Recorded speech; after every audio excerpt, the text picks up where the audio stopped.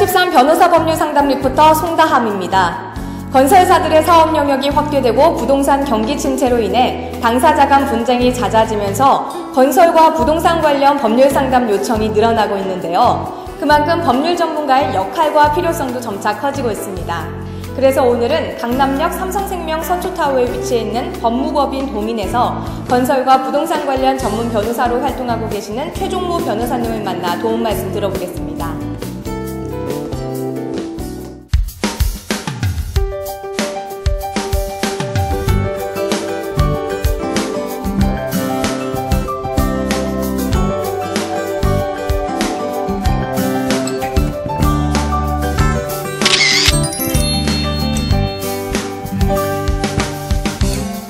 저는 항상 의뢰인의 입장에서 생각하고 의뢰인의 이익을 위하여 최선을 다하는 것이 변호사가 사회에 기여하는 길이라고 생각합니다.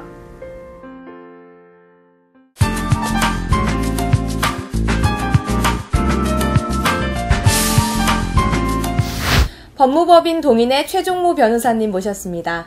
변호사님 반갑습니다. 네, 반갑습니다. 네, 변호사님께서는 그동안 대한주택공사 자문위원, 강남구청 건축행정 자문위원 등 건설과 부동산 분야에서 다양한 경력을 쌓아오셨는데요.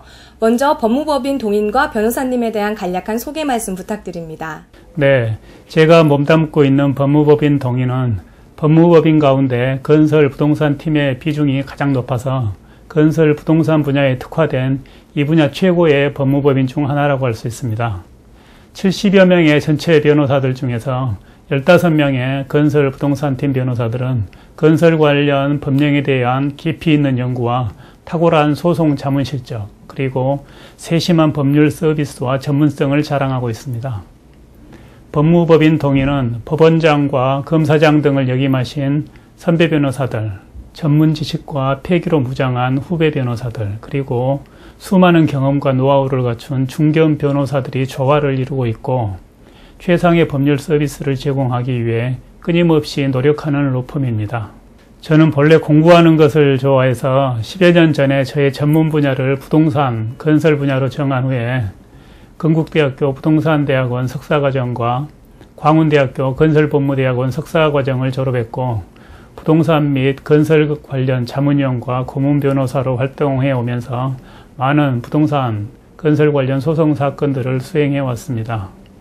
부동산 건설 분야의 사건들은 다른 분야의 사건들에 비해 복잡하고 규모가 크기 때문에 사건을 수행하는 변호사는 고생도 많이 하게 됩니다만 그래도 저는 어느 분야보다도 부동산 건설 분야가 제 적성에 맞다는 생각을 하면서 재미있게 일을 하는 편입니다.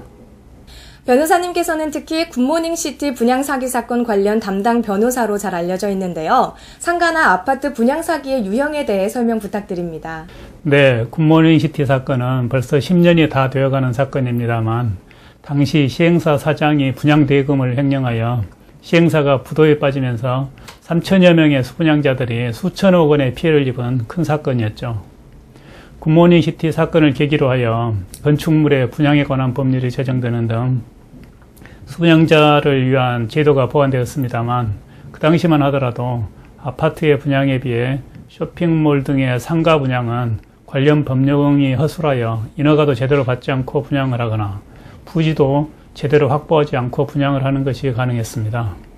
저는 우연히 굿모닝시티와 인연을 맺게 되어 수분양자 편에서 2003년 초부터 수년간 민사 형사사건과 법률 자문을 통해서 굿모닝시티 쇼핑몰의 정상화를 위하여 일조하였고 그 결과 시행사가 부도가 났음에도 불구하고 법정관리 절차를 통해서 쇼핑몰을 완성하고 개점까지 하게 되었습니다. 일반적으로 아파트나 상가 수분양자의 피해 유형에는 잔금까지 납부했는데도 행정기관으로부터 사용 승인을 받지 못하거나 소유권 보존 등기나 소유권 이전 등기가 장기간 지체되는 경우들이 있고 또 분양 광고 내용에 비해 전용 면적이나 대지 면적이 다르다거나 부대 시설과 내부 설계, 주변 환경이 다른 경우 또한 수익률 보장 약속이 지켜지지 않는 경우 등이 있습니다. 어느 정도의 과장 허위 광고는 허용된다는 것이 판례의 기본적인 입장인데 그 정도가 심한 경우에는 분양계약을 해지할 수도 있고 나머지 경우에는 입증 여하에 따라서는 지체상금을 비롯한 손해배상을 받을 수도 있습니다. 최근 건설업체 가운데 10곳 중 4곳은 완공 후에도 공사대금을 받지 못한 경험이 있다고 하는데요. 건설과 관련한 분쟁은 특히나 더 어렵고 복잡하다고 들었습니다. 건설 분쟁의 유형과 특징에 대해 설명 부탁드립니다. 실제로 부동산 건설 경기가 장기간 침체되면서 공사대금을 받지 못한 수급인들과 하수급인들이 도급인과 하도급인을 상대로 공사대금 청구 소송을 제기하는 사례가 매우 많습니다. 건설공사는 계약서, 설계도면, 시방서 등으로 아무리 상세히 규정해 놓더라도 완공까지 장기간이 소요되고 공사 관계자들이 많은 데다가 시공 도중에 설계 변경과 계약 내용 변경이 불가피한 측면이 있기 때문에 태생적으로 발주자와 시공자 간에 분쟁이 예정되어 있다고 할 수 있습니다. 대표적인 분쟁 유형으로는 설계 변경, 계약 내용 변경, 공동 수급 관계와 관련된 공사대금 분쟁이 있고 지체상금 분쟁, 하자담보 책임 분쟁도 있습니다. 그 외에도 공사 입찰을 둘러싼 각종 가처분, 공사금지 또는 공사방해금지 가처분, 성급금과 원가 분담금에 관한 분쟁, 각종 건설보증 관련 분쟁 등 다양한 분쟁 유형이 있습니다. 이러한 건설 분쟁 사건을 원만하게 해결하기 위해서는 건설 분쟁 관련 법령과 법리에 대한 깊이 있는 이해와 건설 현장에 대한 이해가 필요합니다. 따라서 분쟁이 발생했거나 발생할 가능성이 있으면 반드시 건설 분야 법률 전문가의 도움을 받는 것이 필수적이라고 할 수 있습니다. 변호사님께서는 주택 재개발과 재건축 분야에서도 많은 실적을 갖고 계신데요. 주택 재건축 사업 시행 과정에서 발생하는 매도 청구에 대해 설명 부탁드립니다. 재개발 사업처럼 재건축 사업도 주민이 소유한 토지와 건물을 출자하는 형식의 사업인데 재건축 조합을 설립하여 재건축 사업을 진행하는 과정에서 반대하는 사람이 있을 수 있습니다. 이 경우 사업 시행자인 재건축 조합은 매도 청구권을 행사할 수 있는데 조합 설립에 동의할 수 있음에도 불구하고 동의하지 않는 자에 대해서는 2개월의 최고 기간을 거쳐서 그리고 법령에 의하여 조합원 자격이 없는 자에 대해서는 최고 기간을 거치지 않고서 토지나 건물을 시가로 매도할 것을 청구할 수 있습니다. 매도 청구권은 정비사업 중에서도 재건축 사업에만 인정되는 제도이고 재건축과 관련된 소송 중에서 가장 빈번하게 발생하는 소송입니다. 최근에는 분양받은 집이 견본주택과 달라도 하자 보수 요구를 할 수 있다고 들었는데요. 하자의 범위는 어떻게 되고 하자 보수 문제를 해결하기 위한 방안에는 어떤 것이 있는지 설명 부탁드립니다. 네, 건축물의 하자란 시공상의 잘못으로 인한 균열, 처짐, 비틀림, 침하, 파손, 붕괴, 누수 등 건축물의 기능상, 미관상, 안전상의 지장을 초래하는 흠을 말합니다. 말씀하신 대로 최근에는 분양받아 입주한 새 아파트의 마감재가 견본 주택에 전시된 것보다 품질이 떨어져도 하자에 포함되고 단지 안 조경을 위해서 심은 나무 줄기가 3분의 2 이상 말라 죽거나 단지 내에 심하게 물이 고이는 경우도 하자에 포함됩니다. 다만 입주민들이 유지 관리를 소홀히 했거나 시공 이후에 훼손된 사실이 입증되면 하자에서 제외됩니다. 하자가 발생했을 때 입주자들이 가질 수 있는 권리로는 하자 보수 청구권, 손해배상 청구권, 그리고 하자 보수 보증금 청구권이 있습니다.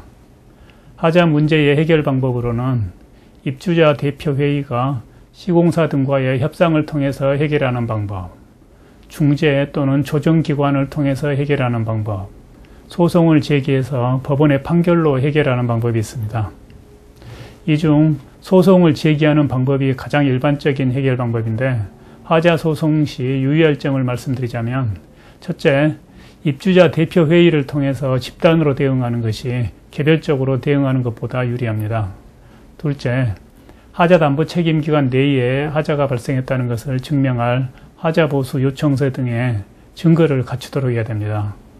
셋째로, 시공사에게 써주는 하자보수 종료 확인서는 다툼의 소지가 많은 문서이기 때문에 작성에 신중을 기할 필요가 있습니다. 넷째로, 브로커가 개입된 기획소송은 결국은 입주자들에게 큰 비용을 치르게 하므로 가급적 피하는 것이 좋습니다. 마지막으로 시공사와의 적극적인 협상이나 조정 등을 통해서 판결 이외의 방법으로 원만하게 조기에 해결하는 것도 바람직한 방법입니다. 부동산과 관련한 명의신탁 약정이란 무엇인지와 명의신탁 부동산 매도 시 사회행위 여부에 대해 간단히 설명 부탁드립니다.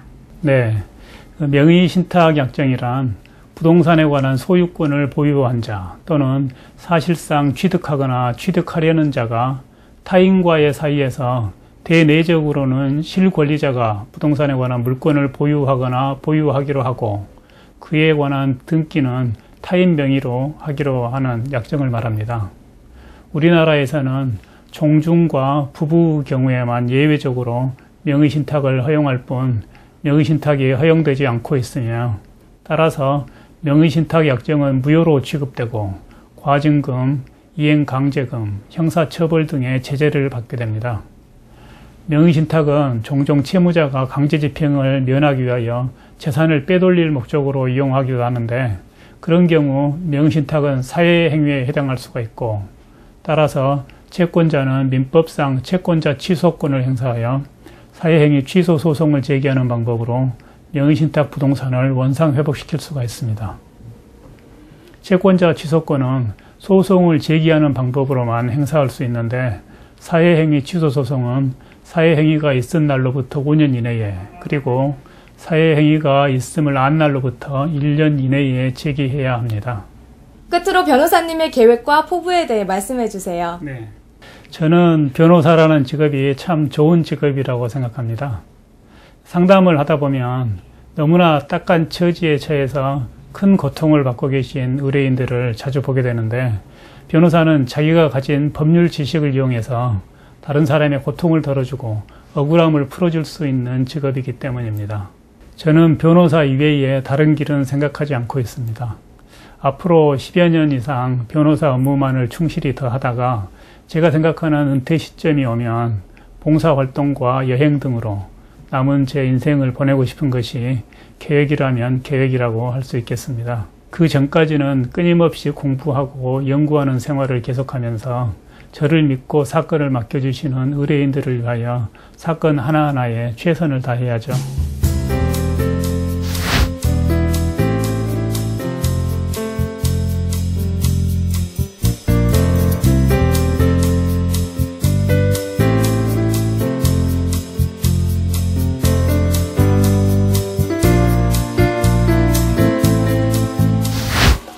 건설과 부동산 관련 분쟁은 그 범위가 넓고 관련된 법률 또한 복잡하기 때문에 자칫 정보의 홍수에 휩쓸려 잘못된 판단과 그릇된 선택을 하면 낭패를 보는 경우가 많은데요.